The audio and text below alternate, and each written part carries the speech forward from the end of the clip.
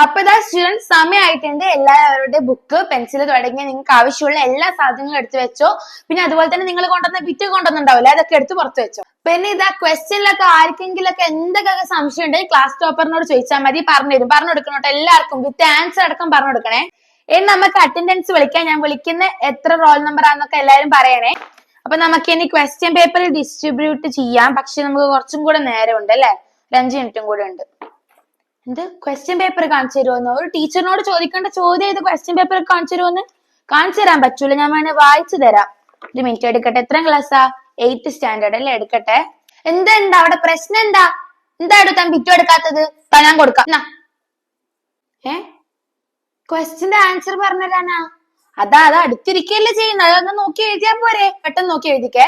ആർക്കെല്ലാം നോക്കി എഴുതാനും ബിറ്റിനെ അവിടെ വെച്ച് നിൽക്കണ്ട, പെട്ടെന്ന് തന്നെ ഫാസ്റ്റ് ആയിട്ട് എഴുതി തീർക്കാൻ അത്രേ നമുക്ക് ടൈം ഉള്ളൂ, അധികം വേസ്റ്റ് ചെയ്യാൻ ടൈമില്ല. പിന്നെ ഞാൻ എഴുതിയിട്ടില്ല, മാർക്ക് അധികം തരണമെന്ന് പറഞ്ഞാൽ നോവേ. അങ്ങനെ നമ്മളെ പേപ്പറൊക്കെ കളക്ട് ചെയ്തിട്ടുണ്ട്. നാളെ വരുമ്പോ എല്ലാവരും സ്വന്തമായി ബിറ്റ് എടുത്തിട്ട് വരാം. എനിക്കൊന്നും പറ്റൂല അങ്ങോട്ടും ഇങ്ങോട്ടും ഏറുന്നേരാൻ, അവിടെ കൊണ്ടുവരാനൊന്നും എനിക്ക് പറ്റൂല. നാളെ വരുമ്പോ അവരവർക്ക് വേണ്ടുന്ന ബിറ്റും അവരവർക്ക് വേണ്ടുന്ന ആൻസർ ഒക്കെ എല്ലാരും എവിടെ കോട്ടിന്റെ സൈഡിലാ പോക്കറ്റിലാ എവിടെയെങ്കിലും വെച്ചിട്ട് വന്നു, എനിക്ക് കൊണ്ടുവരാൻ പറ്റൂല. ആ ഒരു കാര്യം മാത്രമേ എനിക്ക് പറയാനുള്ളൂ. അപ്പൊ നമുക്ക് നാളത്തെ എക്സാമിന് കാണാം.